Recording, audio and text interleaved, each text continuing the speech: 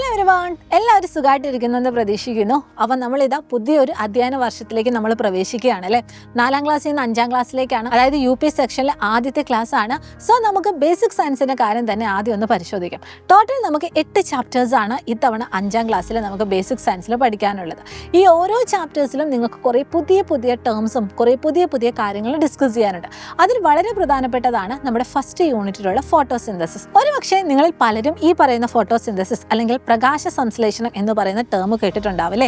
നമ്മുടെ സസ്യങ്ങൾ ഇലകളിൽ വെച്ചിട്ട് സ്വയം ആഹാരം ഉണ്ടാക്കുന്ന ആ ഒരു പ്രക്രിയനെ വിളിക്കുന്ന പേരാണ് ഫോട്ടോസിന്തസിസ് അല്ലെങ്കിൽ പ്രകാശ സംശ്ലേഷണം എന്ന് പറയുന്നത്. ജലം, അതുപോലെ തന്നെ കാർബൺ ഡൈ ഓക്സൈഡ് എന്നീ ഘടകങ്ങൾ ഉപയോഗിച്ചിട്ടാണ് ഫോട്ടോസിന്തസിസ് നടക്കുന്നത്. അതുപോലെ തന്നെ ഇതിനാവശ്യമായിട്ടുള്ള ഊർജ്ജം നൽകുന്നത് നമ്മുടെ സൂര്യപ്രകാശമാണ്. ഇനി അതിനുപയോഗിക്കുന്ന ഒരു വർണ്ണകമാണ് നമ്മുടെ ഇലകളിലുള്ള ക്ലോറോഫിൽ എന്ന് പറയുന്നത്.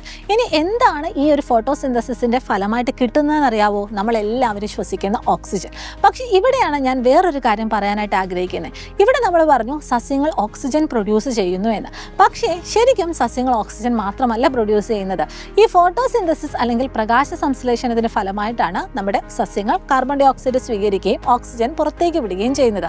പക്ഷേ നമ്മളെ പോലെ തന്നെ സസ്യങ്ങളും ശ്വസിക്കുന്നുണ്ട്. അതായത് ശ്വസനം എന്ന് പറയുന്ന പ്രക്രിയയിൽ നമ്മളെ പോലെ തന്നെ സസ്യങ്ങൾ ഓക്സിജൻ സ്വീകരിക്കുകയും കാർബൺ ഡൈ ഓക്സൈഡ് പുറത്തു വിടുകയുമാണ് ചെയ്യുന്നത്. അപ്പോൾ ഈ കാര്യങ്ങളിൽ നിന്നൊക്കെ നമുക്ക് പല രീതിയിലും പല മാർക്കിനുള്ള ചോദ്യങ്ങളൊക്കെ വരും. ഇതൊക്കെ അടിപൊളിയായിട്ട് കിട്ടിയാൽ മാത്രമേ ഇനി വരാൻ പോകുന്ന എല്ലാ എക്സാമും, അതായത് ഓണപരീക്ഷ ആയിക്കൊള്ളട്ടെ, ക്രിസ്മസ് ആയിക്കൊള്ളട്ടെ, നമ്മുടെ ആനുവൽ എക്സാം ആയിക്കൊള്ളട്ടെ, എല്ലാത്തിനും നമുക്ക് നല്ല മാർക്ക് സ്കോർ ചെയ്യാനായിട്ട് പറ്റുള്ളൂ.